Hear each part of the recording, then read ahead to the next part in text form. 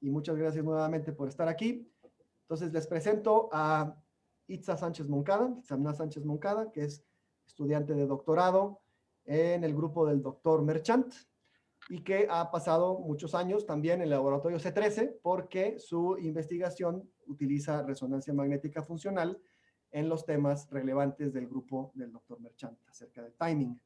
Entonces el día de hoy nos va a presentar un artículo y le damos la palabra. Muchas gracias, Itza. Gracias, Doc. Pues nuevamente bienvenidos sean y vamos a empezar con la presentación. Denme un segundo.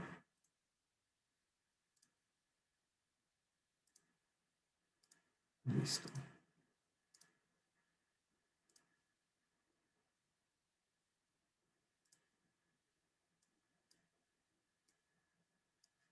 Todos pueden ver la pantalla, mi presentación.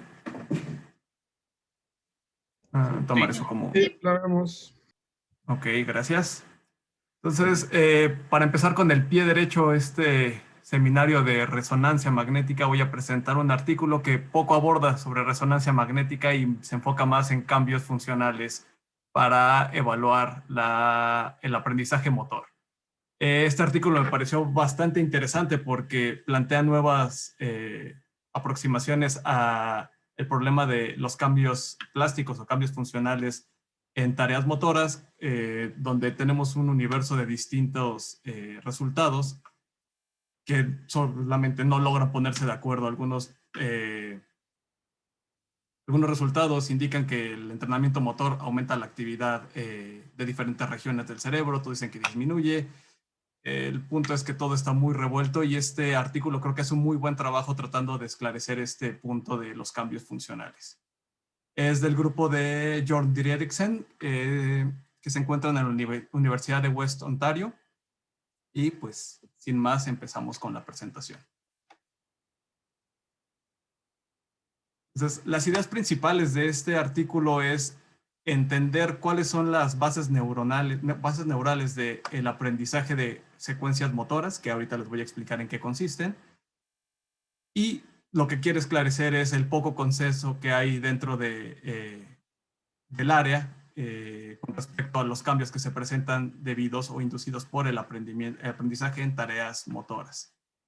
Este es un estudio longitudinal que dura 5 semanas y una de las ideas que ellos quieren esclarecer, como les había dicho, es si la actividad que ellos encuentran en algunas regiones se reduce debido a que hay una disminución en un aumento en la eficiencia a la hora de implementar los comandos motores, o se reduce el área de activación que está involucrada en la producción del movimiento. Y también quieren saber si hay secuencias específicas de activación de voxeles que están relacionados con una subpoblación neuronal y reflejan la actividad relacionada con una secuencia en particular.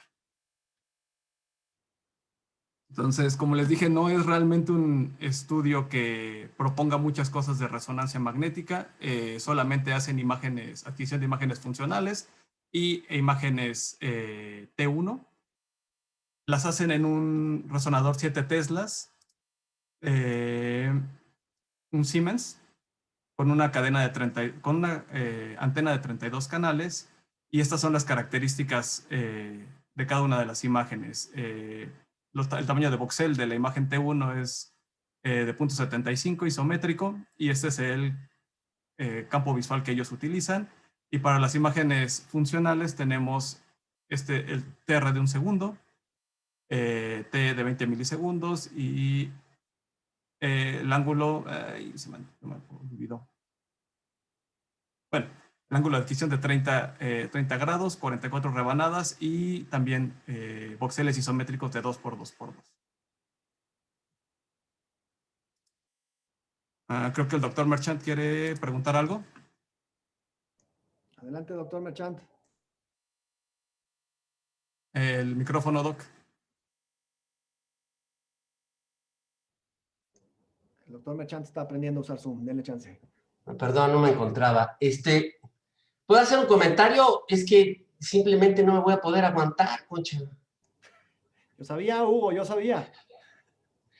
Es que, bueno, hay un aspecto de este artículo, y bueno, ahora que están aquí todos los resonólogos, yo quiero escuchar su opinión, que me parece un artículo sumamente provocador, porque antes de publicar el artículo, se hizo una hipótesis clara de qué es lo que le iban a preguntar a los datos y qué es lo que iba a salir. Es decir, incluyendo la posibilidad de que salieran datos negativos. Es decir, este artículo está muy bien escrito y conceptualmente creo que es muy robusto, porque, o sea, funciona casi como triple ciego, ¿no? Y no le importa si le salen los resultados negativos o no. Bueno, claro que al final le dan una jiribilla muy elegante a los datos para tener algo, ¿no? Pero creo que una de las cosas que menciona, y eso me gustaría escuchar, ¿no?, a los resonólogos funcionales, una cosa que menciona estrictamente es, hay una presión para publicar. Entonces, tiene que salir algo positivo. Y aquí, explícitamente, antes de publicar y empezar el análisis, yo escribí esto, ¿no? Es decir, está puesto mucho antes de la publicación. ¿Cuánta gente está haciendo eso en resonancia magnética? Hasta donde yo sé, y bueno, claro que mi visión de la literatura es limitada, la gente nunca hace eso. Creo que Y el entonces se magnético reportan una hace cantidad falta. de falsos positivos enormes. Entonces, bueno, ya sé que a lo mejor no es el momento, pero creo que este paper es sumamente provocador en ese sentido. No es solamente el rollo del análisis de patrones. Ya no voy a hablar. Creo que Eduardo Garza es el indicado para hablar de los pre-registered reports. No sé, Eduardo, si quieres hacerlo ahora, quieres hacerlo al final. Pues si quieres al final lo extiendo nada más. Pues sí, pues ahorita hay una tendencia para precisamente generar hipótesis previas. Hay gente en contra y a favor, creo que tiene su lugar. Y sí hay un movimiento, es muy mínimo y voy a contar por qué después, pero sí hay muchos problemas todavía con eso porque hay varias vertientes, pero sí se está usando y creo que algunas hipótesis se podrían meter ahí. Yo lo he hecho con un proyecto nada más, pero es como una tendencia también. Sí se está haciendo. Gracias, doctor Garza. Si quieren, al final platicamos un poquito más de eso. Itza. Ok, continúo. Entonces, vamos con el diseño experimental de este artículo. Lo que los sujetos tenían que realizar era una tarea donde utilizaban los 5 dígitos de la mano derecha y tenían que hacer secuencias de 9 dígitos. 6 de ellas las iban a entrenar durante varias semanas y 6 de ellas se iban a quedar sin entrenamiento. Los sujetos recibían retroalimentación cada vez que presionaban un botón de manera adecuada, cuando el número se volvía de color verde y si se equivocaban se convertía en un número color rojo. Este fue el esquema de trabajo que siguieron durante 5 semanas. Primero tuvieron una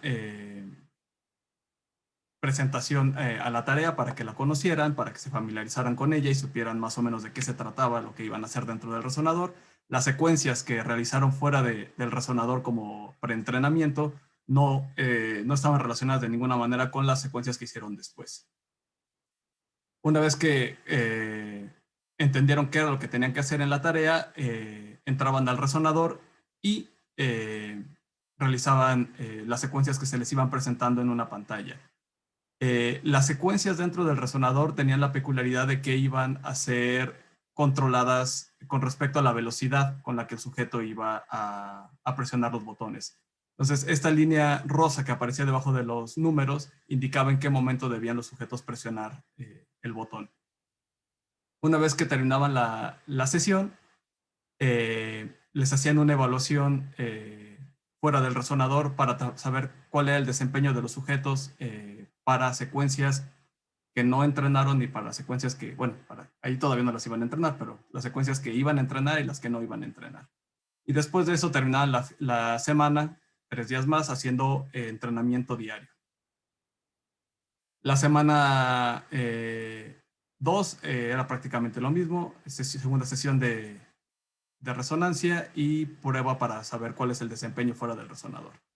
La tercera semana solamente hacían la prueba, la cuarta semana solamente entrenaban y la quinta semana seguían entrenando, hacían la sesión dentro del resonador, luego hacían otra sesión también dentro del resonador, pero esta era a máxima velocidad, sin controlar, como les había comentado, con esa línea rosa, y después salían y se les hacía otra vez pruebas fuera del resonador. Dentro del resonador tenían el siguiente esquema.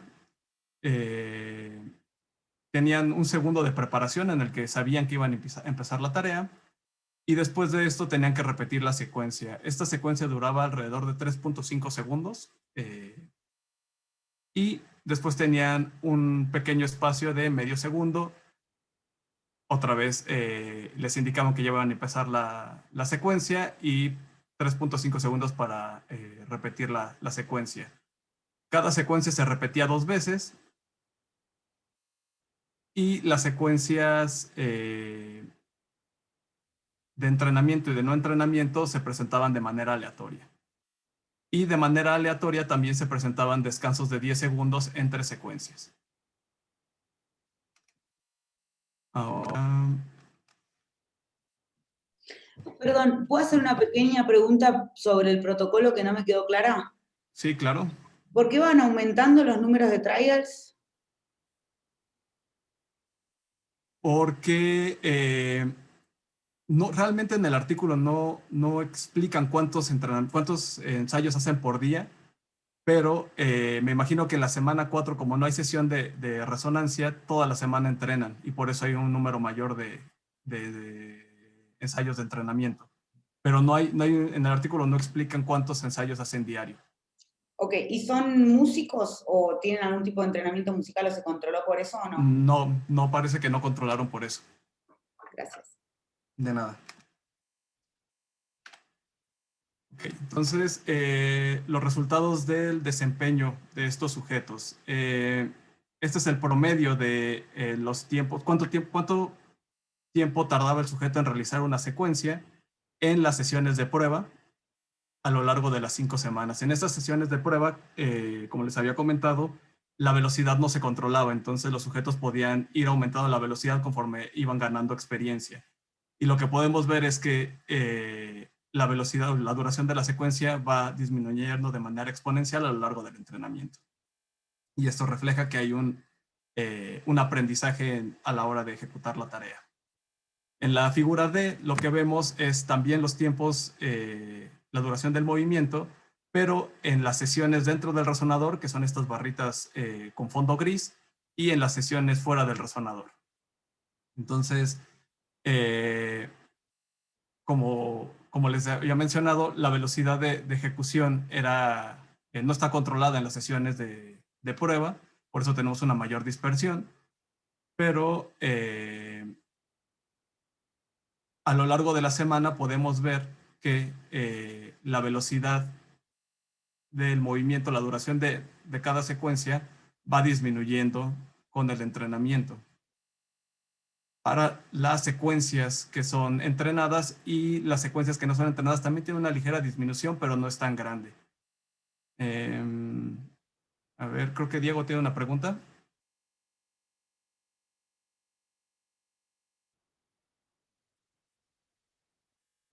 No, creo que no. Y listo. ¿Ok? Bueno, y lo que podemos ver es que hay diferencias significativas entre las secuencias que sí se entrenan y las que no se entrenan a la hora de ejecutarlas, la velocidad en la que se ejecutan.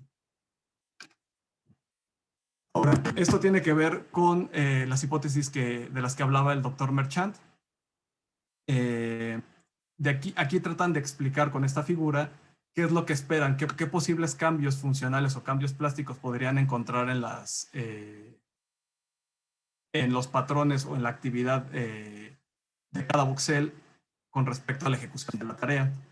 Los puntos azules representan las secuencias que no se entrenaron y los puntos rojos representan las secuencias que sí se entrenaron.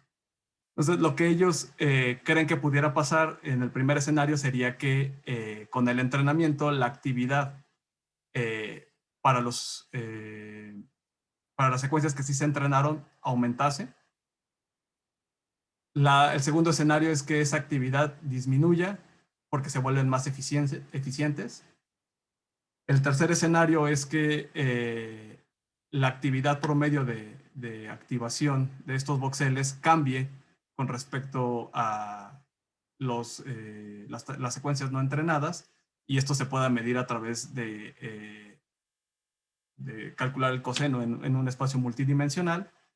También creen que puede haber cambios, reorganización de patrones, siendo que las secuencias que sí se aprenden tengan cambios más grandes, que están indicados por flechas más largas, o que se separen y se hagan más diferentes los patrones.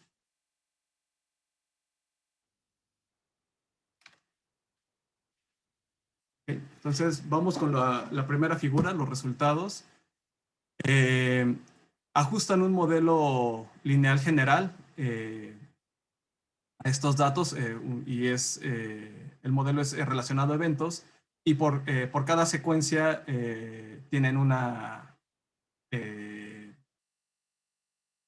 variable de explicación.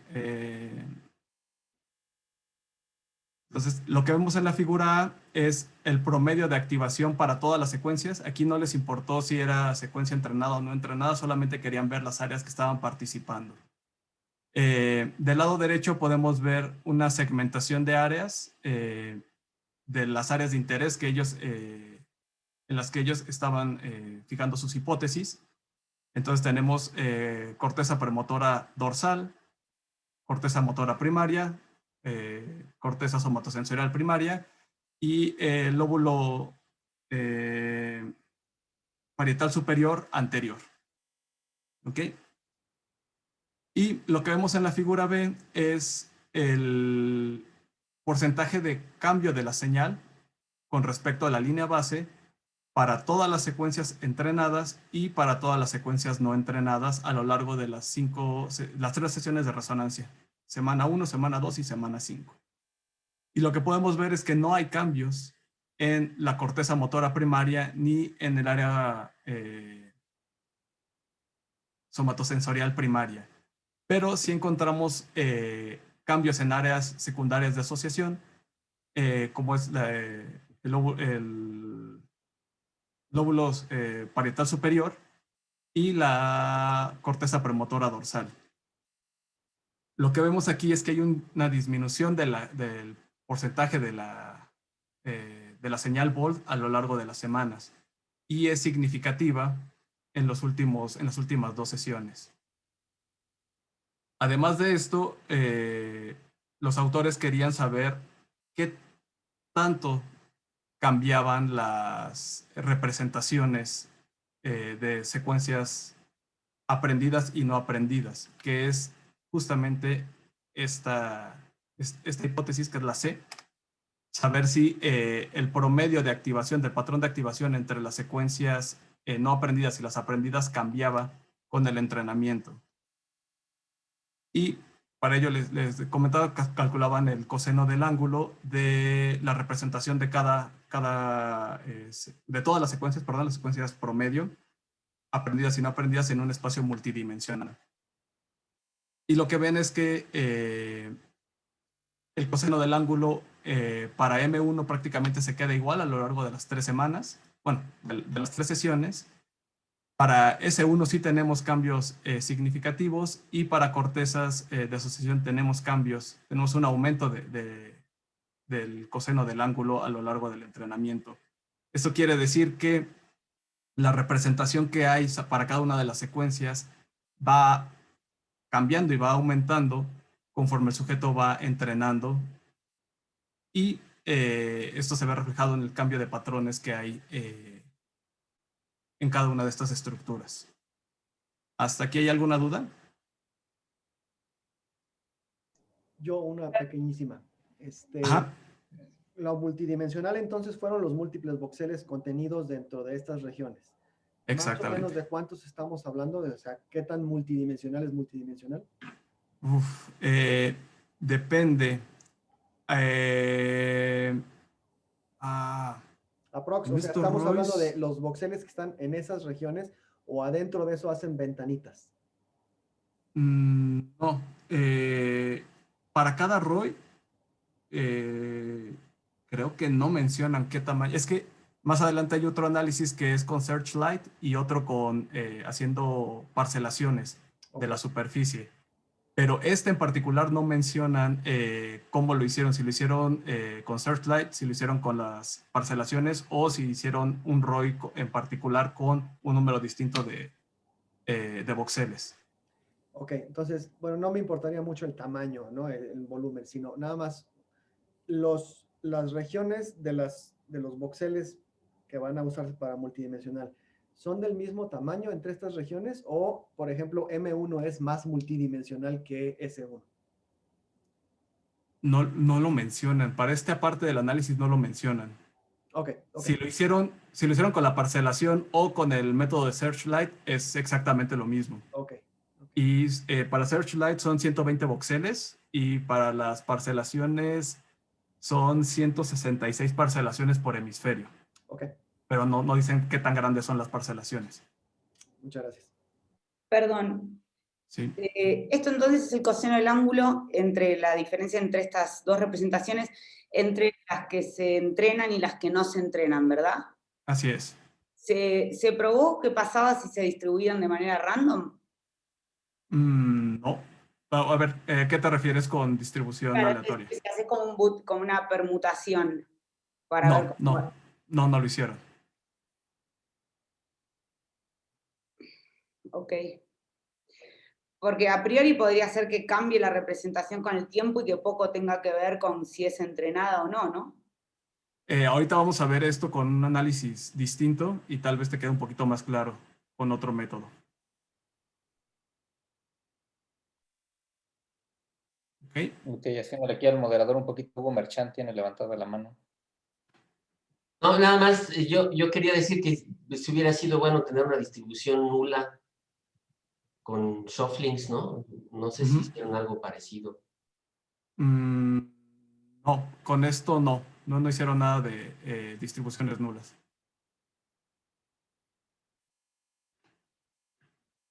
Ok, ahora lo siguiente es saber si hay diferencias en la activación entre semanas, entre la semana 1 y la 2 y la 2 y la 5.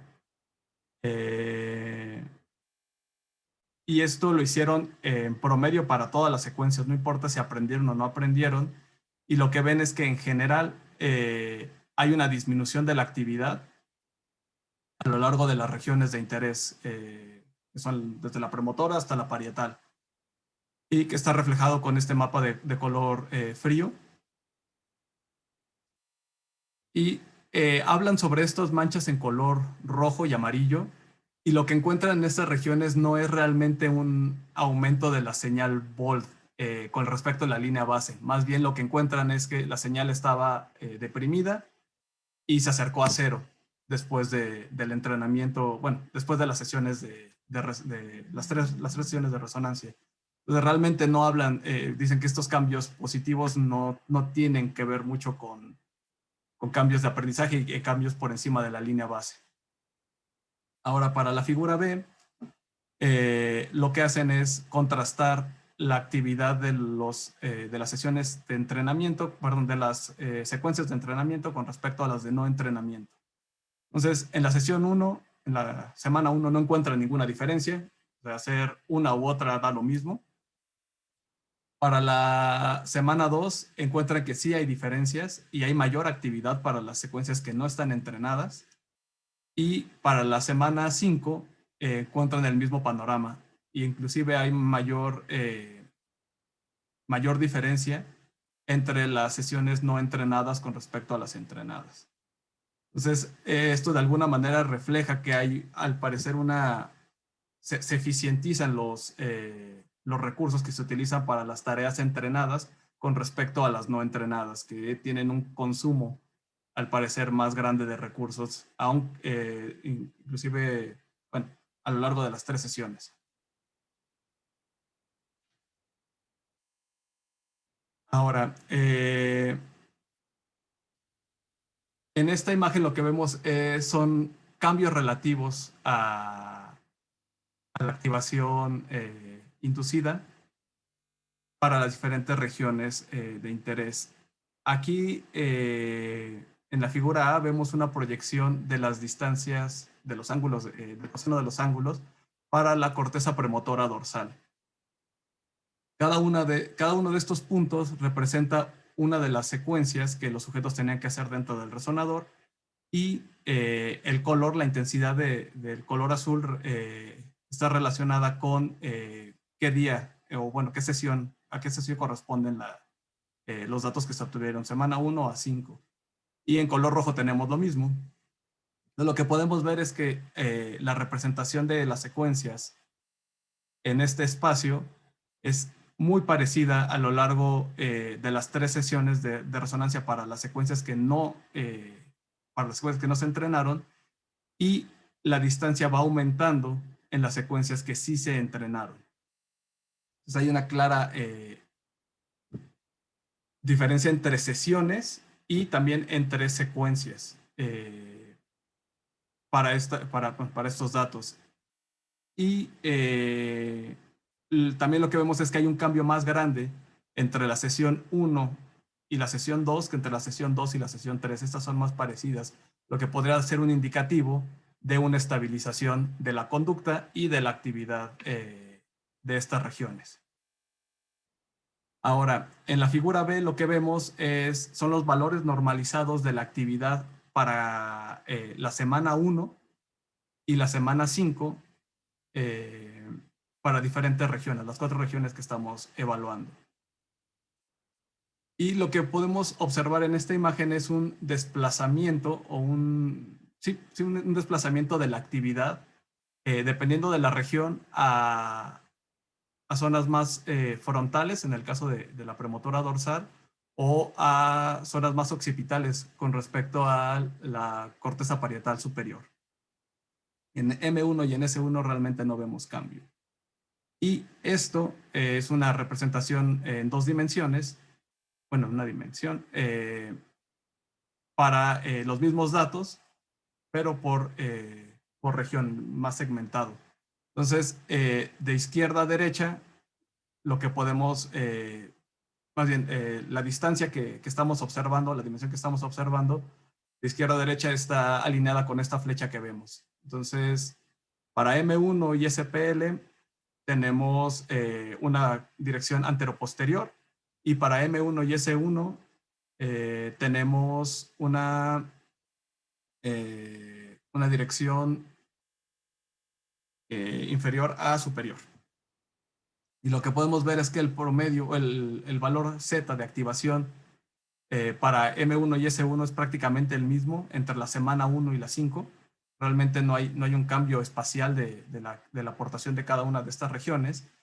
Y para la premotora dorsal y para la parietal sí tenemos un ligero cambio, siendo mayor en las regiones más caudales para la premotora dorsal después del entrenamiento en la semana 5, y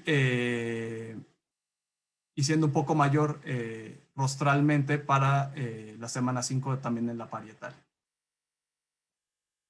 Entonces, no solamente tenemos un cambio en la intensidad, bueno, una disminución en la intensidad para estas regiones, también tenemos un cambio de los voxeles que están participando más en la actividad para realizar esta tarea, pero solamente para áreas secundarias, no para áreas primarias.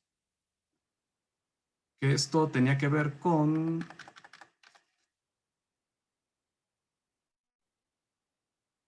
esta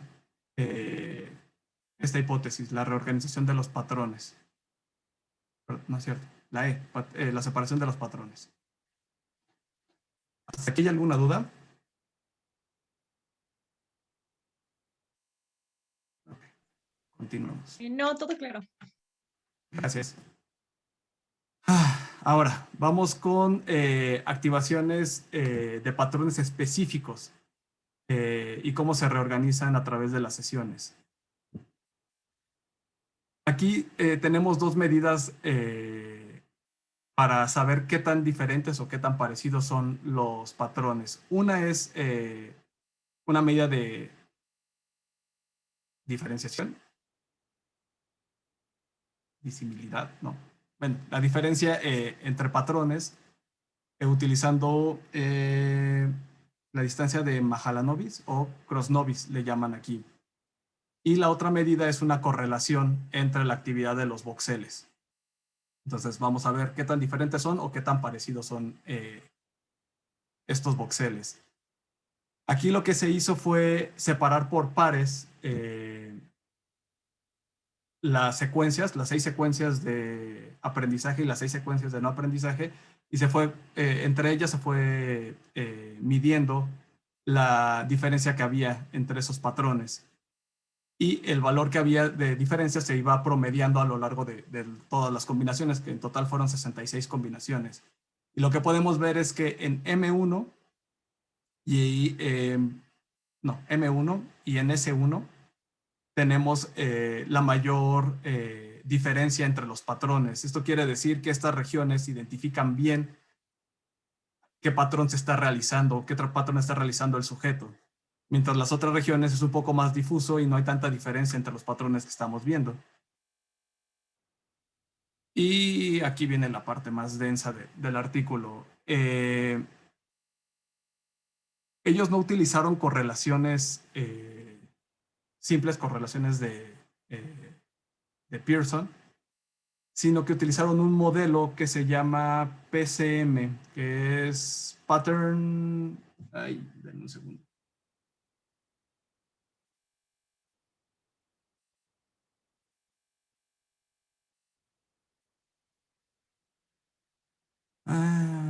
¿Cómo se llama esta cosa?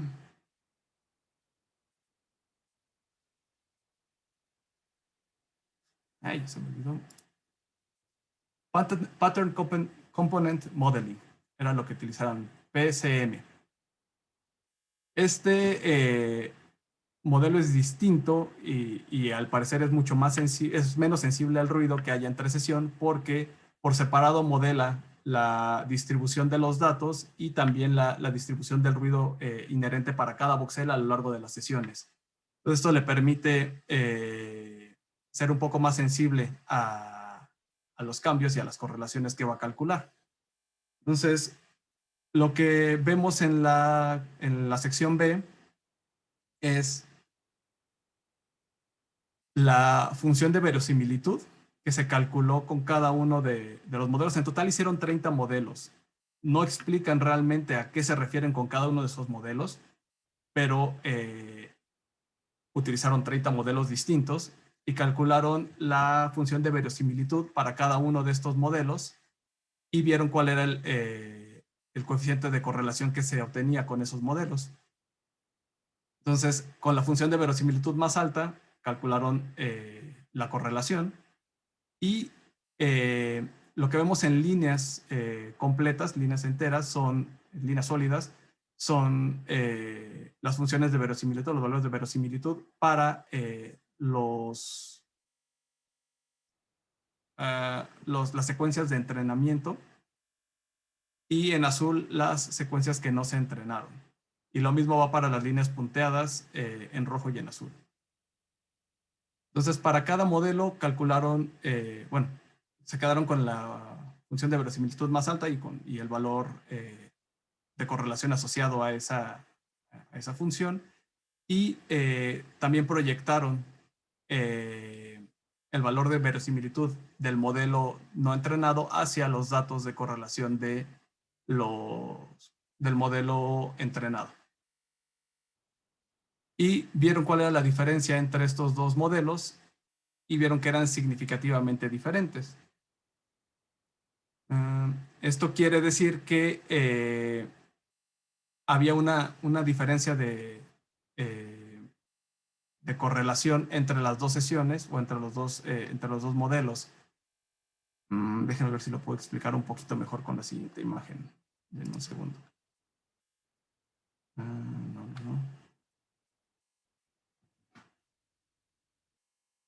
Ok. El punto de este análisis era saber si había una correlación entre los datos, entre la semana 1 y 2, o entre los patrones de activación de cada una de estas regiones entre la semana 1 y 2 y la semana 2 y 5. La idea de esto era que si la correlación era alta para los datos de la semana 1 y 2, quiere decir que eran patrones muy parecidos y el patrón no había cambiado con el entrenamiento. Si la correlación era baja, significaba que había una diferencia entre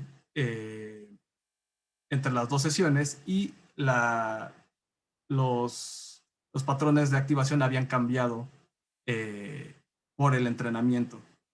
Y lo que vemos es que la correlación entre la semana 1 y 2 es más baja. Eso quiere decir que los patrones cambiaron mucho a lo largo de la semana de entrenamiento, y era más alta para la semana 2 a la 5, que sería este punto de aquí. Entonces, el entrenamiento sí está haciendo que los patrones de actividad sean distintos entre la semana 1 y 2, pero no entre las 2 y 5, que es donde se espera que haya una estabilización de la actividad neuronal y no haya mucha distinción entre los patrones. Que esto de alguna manera se relaciona con esta gráfica. La diferencia de los patrones entre dos sesiones, entre las primeras dos sesiones, es muy alta y con el tiempo se va estabilizando. Ahora, para el modelo de los datos para las secuencias no entrenadas, vemos que prácticamente no hay diferencia entre las correlaciones, y son correlaciones relativamente altas. Eso quiere decir que el patrón no cambió. Obviamente no hubo ningún entrenamiento y no hubo ningún cambio en este patrón. Y esto lo podemos ver para la corteza premotora dorsal, para el lóbulo parietal superior, pero no lo vemos para M1 y S1. Eso quiere decir que estas regiones no está cambiando el patrón a lo largo de las semanas de entrenamiento y no reflejan cambios en la actividad. ¿Hasta aquí hay alguna duda?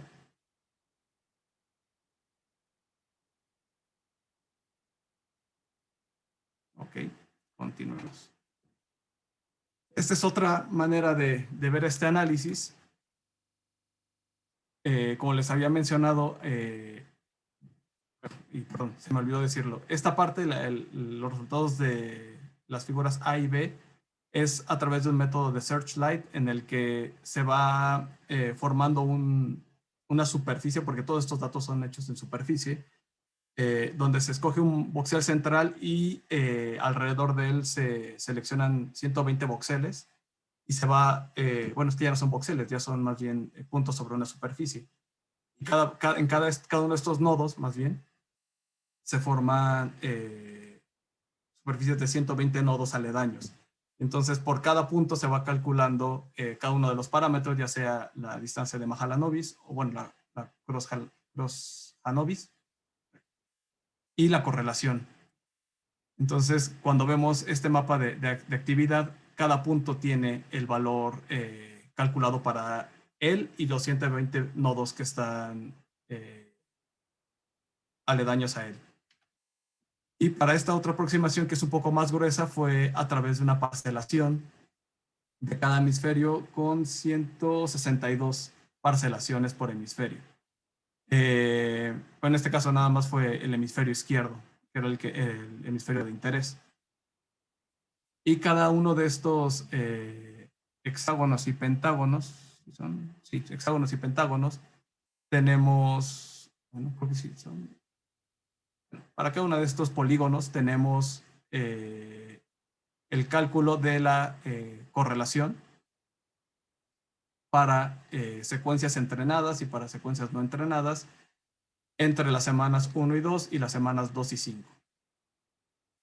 Y lo que podemos ver es que las correlaciones prácticamente no cambian en las secuencias entrenadas, no entrenadas, se mantiene con valores muy, muy parecidos entre las dos sesiones, y sí vemos un aumento sobre todo para S1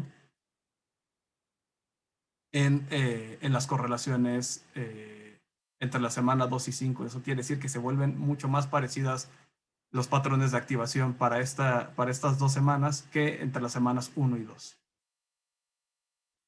Y ahora para ver la diferencia, utilizamos la métrica Crosonovis, lo que les había platicado, y vemos que hay ciertos cambios para los valores, para las secuencias no entrenadas, entrenadas que están en rojo, pero ninguno de estos cambios son significativos. Entonces,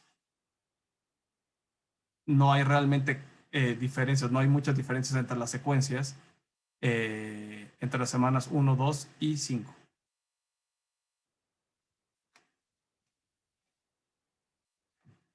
Ahora, otra parte de este estudio, que creo que es prácticamente lo último, fue el saber si la activación y las diferencias entre los patrones de actividad estaban relacionados con la velocidad con la que los sujetos realizaban la tarea. En algunos estudios ya se había visto que sí hay cambios en el patrón de actividad o la intensidad de la activación de las distintas regiones, si la velocidad de ejecución aumenta. Por eso es que en la última semana hubo una sesión extra para medir la actividad de la señal Volt con una ejecución a máxima velocidad. Entonces, el porcentaje de cambio de la señal lo podemos ver para las 4 regiones de interés. En la primera columna lo vemos a una velocidad controlada y en la segunda columna vemos a velocidad máxima. Y podemos ver que hay incremento de la actividad de la señal Volt para ambas secuencias, aunque siempre fue más baja para las secuencias entrenadas. Lo mismo lo pudimos ver en el lóbulo parietal superior, pero no hay diferencias en M1 y S1. Entonces, al parecer, la actividad de M1 y S1 no cambia, se mantiene muy parecida sin importar la velocidad con la que estén ejecutando los sujetos la tarea. El mapa que vemos abajo es la comparación entre pues, prácticamente lo mismo, nada más que en un mapa de todas estas regiones, de los cambios de la actividad a velocidad máxima o a velocidad controlada. Y lo que vemos es que la actividad es mayor cuando los sujetos ejecutan la tarea a máxima velocidad. Ahora, con respecto a las secuencias entrenadas y no entrenadas, que es lo mismo que habíamos visto aquí, podemos observar que hay mayor actividad para las secuencias no entrenadas a velocidad modulada y a velocidad completa. Y ahora, con respecto a la diferencia entre los patrones de actividad, podemos ver que las diferencias son mayores para las secuencias entrenadas con respecto a las no entrenadas, y que también se hacen más diferentes con la ejecución a mayor velocidad. Esto no lo vemos en lóbulo parietal superior, ni en M1 ni en S1. Y esto de aquí es un reflejo de lo que estábamos viendo aquí arriba.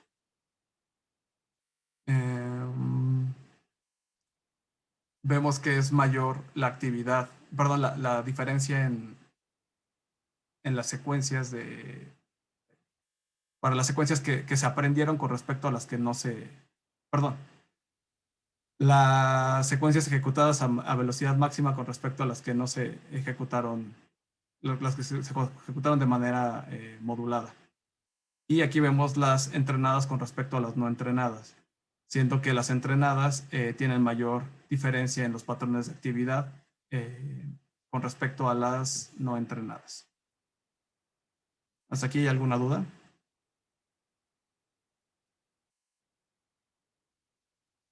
Okay. Y por último, evaluaron los cambios funcionales también en estructuras subcorticales, en este caso en el estriado y el putamen, y utilizaron las mismas métricas, el porcentaje de cambio de la señal Volt y la diferencia de cross-noise. Y el porcentaje de cambio de la señal para secuencias entrenadas y no entrenadas no existe ni en el caudado ni en el putamen. La actividad se queda prácticamente igual en las dos sesiones, perdón, en las sesiones, las 3 sesiones de resonancia, y tampoco hay diferencias significativas con respecto a la secuencia ejecutada a máxima velocidad. Y con respecto a la diferencia de cross-noise, sí vemos al final un cambio cuando se ejecuta la tarea a máxima velocidad entre los dos patrones de secuencias, los entrenados y los no entrenados. Esto nos indica que hay una diferencia en la representación para secuencias entrenadas con respecto a las no entrenadas cuando la tarea se ejecuta a máxima velocidad, lo que podría implicar una activación de un patrón un poco distinto a la hora de ejecutar la tarea a máxima velocidad. Y esos son todos los resultados. Este estudio lo que nos demuestra es que a pesar de que no encontremos cambios funcionales en el porcentaje de cambio de la señal Volt entre sesiones, o encontremos disminución de la actividad de la señal Volt, no es la única métrica que podemos utilizar para evaluar los cambios funcionales en estas estructuras. Podemos evaluar qué tan similares o qué tan distintas son los patrones de actividad para cada una de las secuencias, y a partir de ello encontrar cambios plásticos que están relacionados y son particulares para cada una de estas secuencias de aprendizaje de los sujetos. No sé si tengan alguna duda. Empezamos con preguntas y comentarios. Ahorita vas a discutir sí, Hugo decía que este paper era muy, ¿qué palabra usó? ¿Revolucionario o...? Provocador, ¿no? Provocador. Ok. Pueden, para los que no estamos en el mundo del timing... Ataca al sistema editorial, ataca al Sistema Nacional de Investigadores y a toda la publicitis de alguna manera. Y por otro lado trata de mantener el descubrimiento, ¿no? Basado en diferentes estrategias analíticas. A mí me parece muy interesante. Okay, yo me había quedado con la duda de si lo provocador era en el aspecto del mundo del timing o en el mundo de la publicación. No, creo que con respecto a los resultados en esta parte que es más de aprendizaje motor, más bien es conciliador. Lo que busca es tratar de explicar los diferentes resultados que se han obtenido a lo largo de un montón de estudios de aprendizaje, que no se ponen de acuerdo entre si hay cambios lineales, no lineales, si hay aumento, hay disminución, si hay cambios en los patrones o no. Entonces ellos con este modelo, con este paradigma que es muy, muy elegante, es muy sistemático, logran encontrar estas diferencias en los cambios, en los patrones de activación, y dar luz sobre qué es lo que se podría buscar en paradigmas de aprendizaje en lugar de solamente buscar cambios en la señal Volt. Ok. Muchas gracias. Creo que el doctor Paredes tiene levantada la mano. Sí, yo quería preguntarles ¿qué tanto correlacionan estas observaciones? A mí lo que digo, yo de esto desde luego no tengo mucha idea ni de resonancia ni del timing, pero lo que me pareció interesante ciertamente es esta pues especie de pues tratar de medir las dos cosas y decir es cierto que a lo mejor al principio aumenta la actividad y después cuando ya se vuelven expertos disminuye, ¿no? Y esto explicaría, como dice Itza, los diferentes resultados que se han visto. Pero ¿qué hay estudios parecidos en electrofisiología que te digan si ocurre más o menos lo mismo o no? Sí, hay, pero ahorita no los tengo tan frescos. El doctor Merchant a lo mejor podría hablarnos un poquito. La hipótesis actual, esto no es timing, esto es aprendizaje motor, ¿no? O sea, los sujetos tienen que aprender secuencias y se vuelven mejores, como si estuvieras practicando una rola en piano, ¿no? Versus otra que no practicas, pero tienes que hacerla. La hipótesis es que cuando empiezas a aprender algo, el sistema parieto prefrontal premotor se activa, y una vez que ya lo tienes aprendido y consolidado, baja los ganglios basales, ¿no? Entonces tú puedes ver que la señal como que migra, ¿no? Migra de estas áreas de asociación donde tienes atención y tienes abstracción a áreas asociadas a los hábitos, ¿no? Ese es el sesgo actual en este tema particular. Yo no creo que sea un paper conciliador, ¿no? Porque primero dice, de aquí para acá dicen que sube, de aquí para acá dicen que baja, ¿no? Y entonces a los dos les está diciendo mentirosos. Y él dice, pues más bien medio baja aquí, pero realmente lo más relevante es que no es un cambio en señal volt, es un cambio en el patrón de activación, ¿no? Y pues es bonito en esa dirección. Pero mi pregunta, perdón, y ya me callo, pero mi pregunta era más, digo, entiendo cuál es, cómo migra a otro, pero si la pregunta es, por ejemplo, tú decías que se activa primero la corteza prefrontal y hay mayor actividad, pero cuando se vuelven expertos en motores, esa actividad, como explicaste, migra, pero en la corteza prefrontal también disminuye, como ocurre aquí, o al menos así lo entendí, que hay una disminución. Sí existe evidencia electrofisiológica de eso que estás describiendo exactamente. Ok, gracias. De hecho, Pavel tiene mucho de eso, ¿no? Pavel ha dedicado parte de su trabajo justo a eso. Perdón, aquí está la mochila. En ratas, en ratones y en monos se ha visto eso, ¿no? Para varias tareas que tienen que ver con eso, con secuencias. La doctora Florencia Saneo tiene su mano levantada. Sí, gracias, Itza, por la presentación.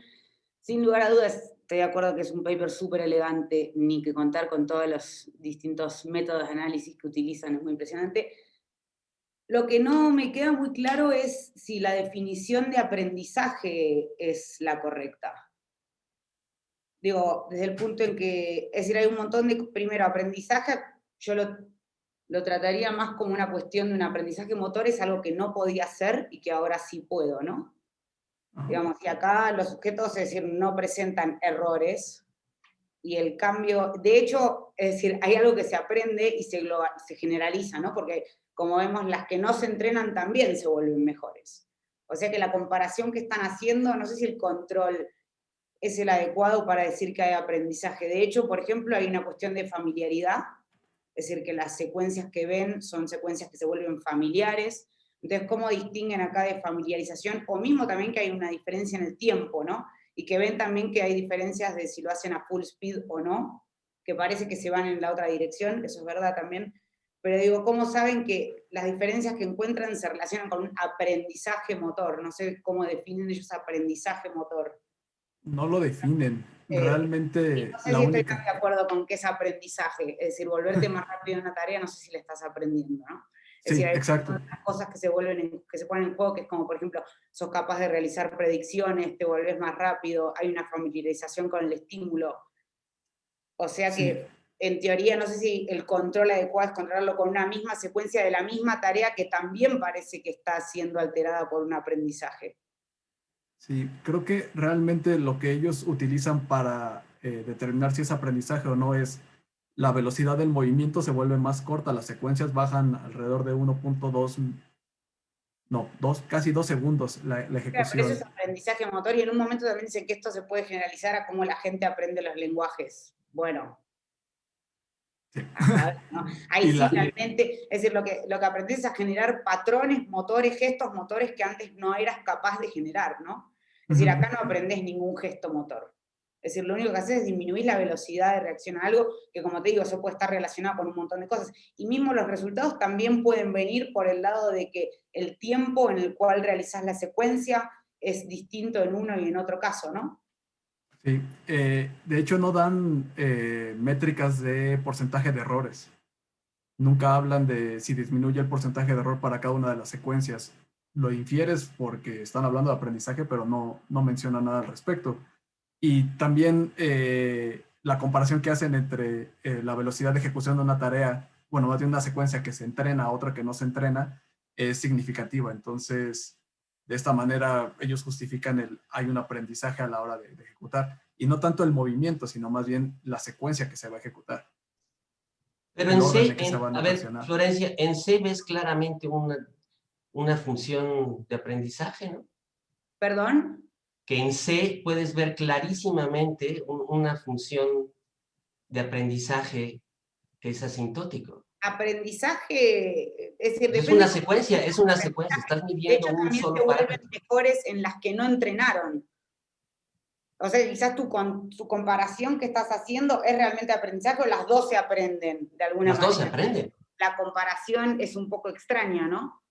Pero las dos se aprenden porque no te queda de otra.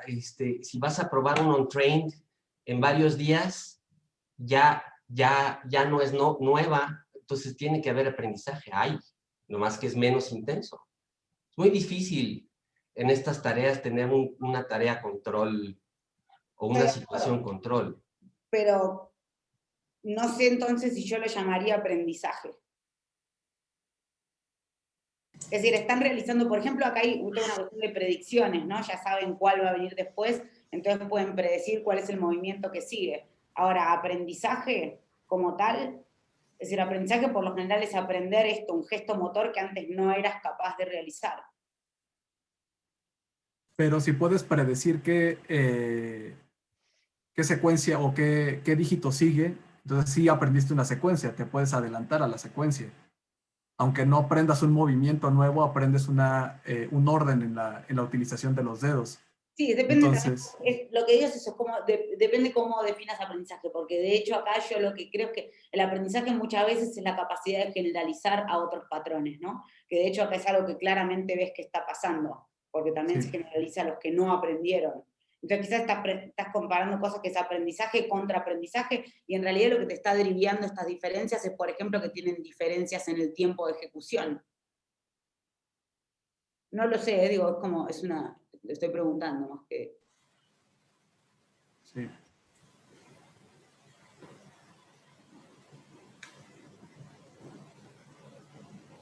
¿Una otra pregunta? Es decir, podría haber...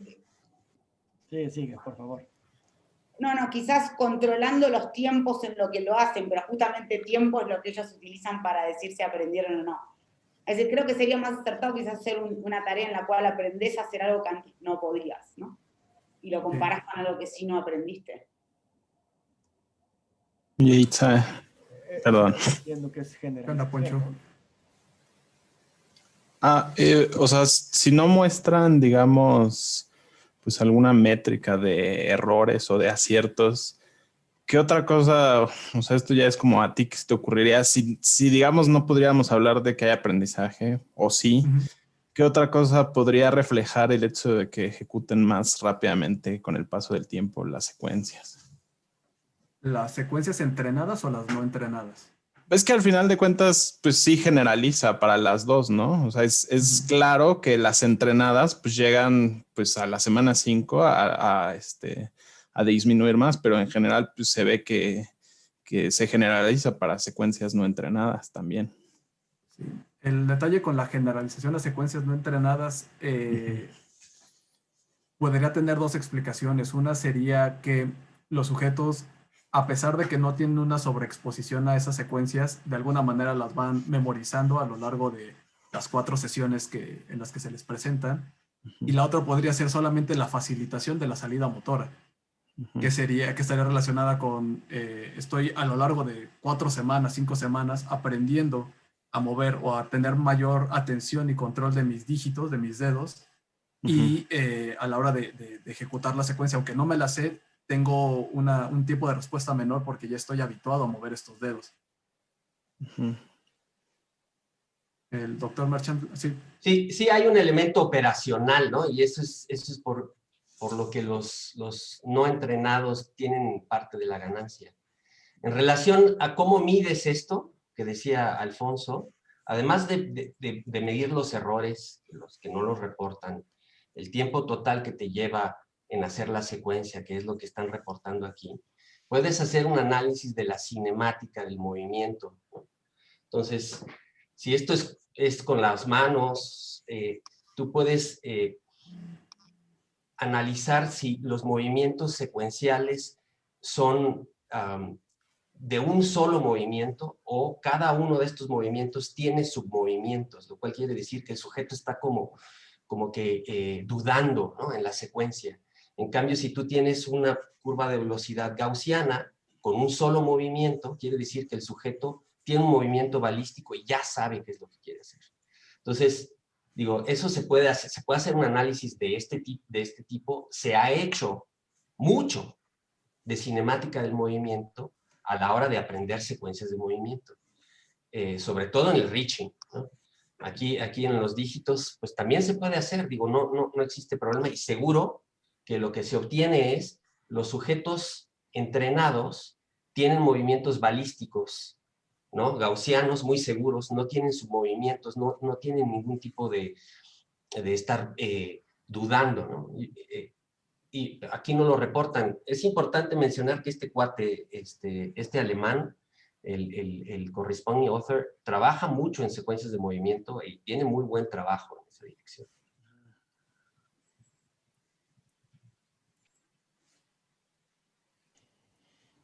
Muy bien. ¿Alguien más quisiera agregar algo, preguntar algo? En ese caso, pues agradecemos mucho a Itza, que fue valiente y se animó a inaugurar esto.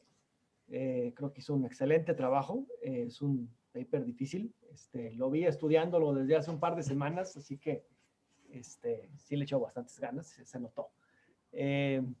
Gracias a Itza y sobre todo gracias a todos. Esperemos que esta comunidad se haga muy fuerte y para eso depende exclusivamente, pues, de todos nosotros.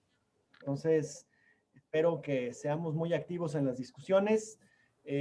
La comunidad va a evolucionar como todo. Si algo no les gusta, si algo quieren que cambie, si algo quieren modificar, póngalo ahí en el Rocket Chat y vamos haciendo las cosas. Nada más no me digan que nos vayamos a Slack a menos que consigan 60,000 pesos anuales, ¿sí? Fuera de eso, todo está bien. Si no les gusta el Rocket Chat y después de un mes nos volvemos a reunir y la respuesta es no nos gustó, no nos gustó. No, nada está escrito en piedra, pero yo les invito a que le den chance. Está muy padre, puede ser bastante útil y espero que por ahí platiquemos mucho en los próximos días. Que les vaya bien. Muchas gracias. Oye, Luis, Que estén muy bien. una cosita. El último viernes de marzo es Semana Santa. Entonces, nada más para saber si nos vamos a reunir o no. Gracias por la indicación. Sí, lo revisamos y vemos si lo cambiamos de fecha, ¿no? Ya sea una semana antes, yo creo que sería lo ideal, en lugar de una semana después, porque es Pascua. Muchas gracias, felicidades por el buen comienzo. Felicidades, Itza. Gracias, Doc. Muy bien, saludos. Que tengan buena tarde. Hasta luego. Saludos a todos. Muchas gracias, Itza. Gracias. Hasta luego.